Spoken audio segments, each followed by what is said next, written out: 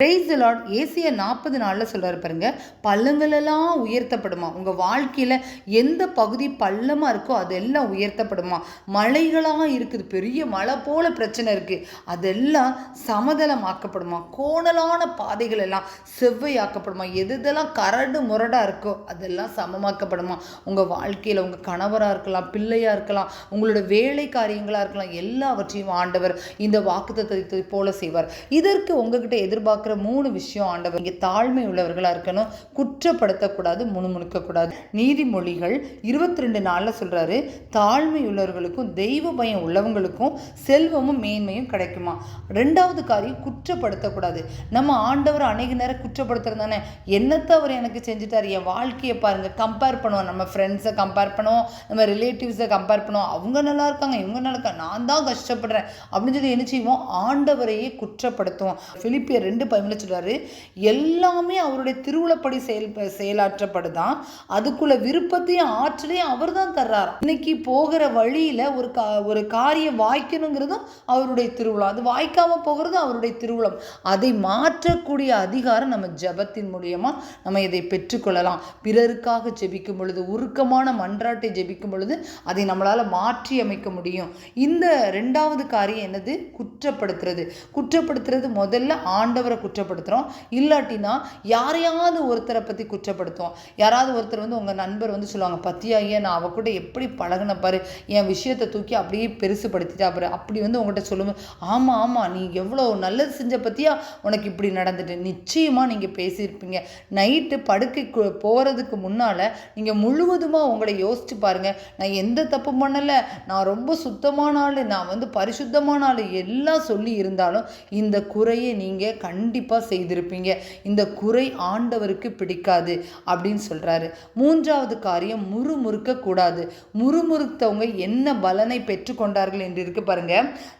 1 கொரிந்தியர் 10:10 அந்த இஸ்ரவேல் ஜனங்கள் கானான் தேசத்துக்கு போறதுக்கு முன்னாடி, எனக்கு இறைச்சி இல்லை, சாப்பாடு இல்லை, என் ட்ரெஸ்ஸு சரியில்லை, அந்த தண்ணி சரியில்லைன்னு ஆண்டவரை எப்போ பார்த்தாலும் முணுமுணுத்தாங்க. அவங்களோட பிள்ளைங்க தான் அந்த கானான் தேசத்தை பார்த்தாங்க. நீதிமொழி 18:20 சொல்றாருப்பாங்க, உன் நாவின் அதிகாரத்தில் தான் வாழ்வும் சாவு இருக்குன்னு சொல்றாரு. நீங்க நாவுனால நடக்கும், எனக்கு நல்லதே நடக்கும் அப்படின்னு சொல்லுங்க. இல்லாதது இருக்கப்படுற தேவன். ஆண்டவரே என் பிள்ளை உடல் சரியில்லாமல் இருக்கிறான், ஐயோ என்னாச்சு அப்படின்னு சொல்லாம, ஆண்டவருடைய இரத்தத்தினால தழும்புகளால சுகமானேன் அப்படின்னு இருக்கு. அப்பனா அது முடிஞ்சு போனது, சுகமாயிட்டீங்க. அந்த வாக்கு தத்தத்தை பிடித்து ஜெபிங்க. ஆண்டவருக்குள்ள தான், கிறிஸ்துவுக்குள்ள ஞானமும் அறிவுமாக்கி செல்வம் இருக்கு. நீங்க உங்களுக்கு கஷ்டம் இருக்குதா, உங்களுக்கு கடன் பாரம் இருக்குதா, கிறிஸ்துவுக்குள்ள செல்வமும் ஞானமும் இருக்குதே, அந்த ஞானத்தை எனக்கு தாங்க. எப்படி நான் அந்த குடும்பத்தை நடத்தணும், இந்த செல்வத்தை நான் எப்படி சம்பாதித்துக் கொள்ள வேண்டும், என் கடன் பிரச்சனை நான் எப்படி மீட்டுக் கொள்ள வேண்டும் என்று சொல்லி நீங்க ஆண்டவர்கிட்ட போய் முறையிடுங்க. ஒரு சின்ன எடுத்துக்காட்டு வழியா பார்க்கலாம். உங்க பிள்ளைங்களுக்கு எல்லா காரியங்களையும் நீங்க நல்ல நேர்த்தியா செய்றீங்க. ட்ரெஸ் எடுத்து கொடுக்கீங்க, படிக்க வைக்கிறீங்க, நல்ல விளையாட்டு பொருட்கள் வாங்கி கொடுக்குறீங்க.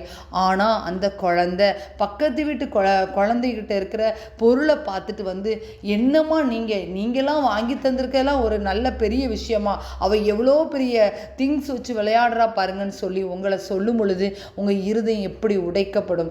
நீங்களே இப்படி உடைந்து போகிறீங்கன்னா உங்க பரலோக தகப்பன் எப்படி உடைந்து போவாரு. இன்னொரு வசனத்துல சொல்றாரு பாருங்க, பிலிப்பியர் 2:14 முணுமுணுக்காமலும் வாதாடாமலும் எதையும் செய்யுங்க. எப்ப பார்த்தாலும் முணுமுணுத்துட்டு வாதாடிட்டு செய்யறது ஆண்டவருக்கு பிரியமே இல்லை. யாக்கோபு 5:9 சொல்றாரு பாருங்க, நீங்க தண்டனை தீர்ப்புக்கு ஆளாகாதவாறு ஒருவர் மற்றவருக்கு எதிராக முறையிடாதீங்க, நடுவர் வாயிலில் நின்று கொண்டிருக்க. யாரு, அந்த நமக்கு தூதர் வாசல்ல நிற்கிறாரு நம்மளை தண்டிக்கிறதற்காக அப்படின்னு சொல்லிட்டு சொல்றாரு. இதற்கு இன்னொரு எடுத்துக்காட்டு, ஒரு ஊழியக்காரர் இருந்திருக்கிறாரு. அவர் மிகப்பெரிய அதிசய அற்புதங்கள்லாம் செய்வாராம். அவர்கிட்ட பேர் சில ஊழியர்கள் சொன்னாங்களாம், எங்களை கை வச்சு ஜெபிங்க, நாங்க உங்க அபிஷேகத்தை பெறணும். அவர் கை வச்சு ஜெபிச்ச உடனே அவங்களும் சில பல அற்புதங்கள் செய்தாங்களாம். அந்த அளவுக்கு ஒரு வல்லமையான ஒரு ஊழியக்காரராம். உலகத்திலேயே மிகச்சிறந்த 7 ஊழியக்காரர்களை செலக்ட் பண்ணாங்களாம். அதுல இந்த ஊழியக்காரரும் ஒருத்தர். அவர்கிட்ட போயிட்டு இன்டர்வியூவர் வந்து கொஸ்டின் பண்ணுறாரு.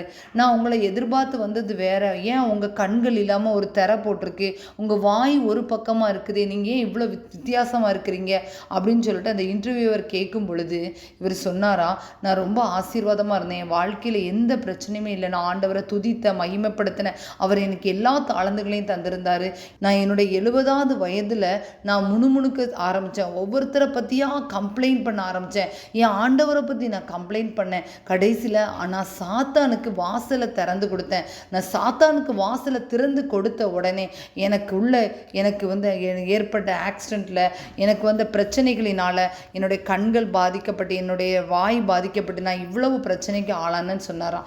இப்போ இதுலேருந்து என்ன ஆண்டவர் உங்களுக்கு கற்றுக் கொடுக்க வராருன்னா, நீங்கள் சாத்தானுக்கு வழிகளை திறந்து கொடுக்காதீங்க, முணுமுணுக்கிறதன் மூலமாக குற்றப்படுத்துறது மூலமாக உங்கள் வாழ்க்கையில் எது நடந்தாலும் அவருக்கு தெரியாமல் நடக்காது. உங்கள் மூதாதையர்களின் சாபங்களினால் உங்கள் வாழ்க்கையில் கட்டுக்கள் இருக்குதா, இல்லை நீங்கள் சொந்த பாவங்களினால் ஏதாவது ஒரு கட்டுக்களோடு இருக்கிறீங்களா, இவைகள் அனைத்தையும் மாற்றக்கூடிய இயேசுவின் இரத்தத்திற்காக ஜெபிங்க. இயேசுவினுடைய இரத்தம் என் மேலும் என் குடும்பத்தின் மேலும் இருக்கட்டும், என் பிள்ளைங்கள் மேலே இருக்கட்டும், என் தலைமுறையை மாற்றட்டும், இயேசுவே என் மீது மனமிருங்க, தாவீதின் மகனே என் மீது மனமிருங்க, இந்த வாழ்க்கையில் இருக்கிற சகல பள்ளங்களும் நிரப்பப்படணும், கரடு முரடானவை செவ்வையாக்கப்படணும், அவர்கிட்ட நீங்கள் மன்றாடுங்க, எல்லாவற்றையும் பெற்றுக்கொள்வீங்க. முணுமுணுக்கவே செய்யாதீங்க, குறை கூறாதீங்க. ஆண்டவர் உங்ககிட்ட மீண்டுமா சொல்லக்கூடிய ஒரே காரியம் நன்றி பலி. இருக்கிறவைகளுக்காக நன்றி சொல்லுங்க. உங்களுடைய என்னென்ன விஷயம் இருக்குது, எத்தனையோ பேர் நோயோடு இருக்கிறாங்க, ஆக்சிடென்ட் ஆகி உறுப்புகளை இழந்திருக்காங்க, உறுப்பு மாற்று அறுவை சிகிச்சை செய்கிறாங்க, கால் இல்லாதவங்க கண் இல்லாதவங்க எத்தனையோ சாதனை செய்கிறாங்க, படிப்பை கொடுத்துருக்கிறாரு, நல்ல உறைவிடத்தை கொடுத்துருக்கிறாரு, உணவை கொடுத்துருக்கிறாரு, சர்வ சுகத்தையும் கொடுத்துருக்கிறாரு, நல்ல குடும்பத்தை கொடுத்துருக்காரு. நன்றி சொல்லி பழகுங்க. உங்கள் சூழ்நிலையை மாற்றுவார், உங்கள் வாழ்வு செழிப்பாக மாறும், உங்களை ஆண்டவர் ஆசீர்வதிக்க காத்திருக்கிறார். God bless you.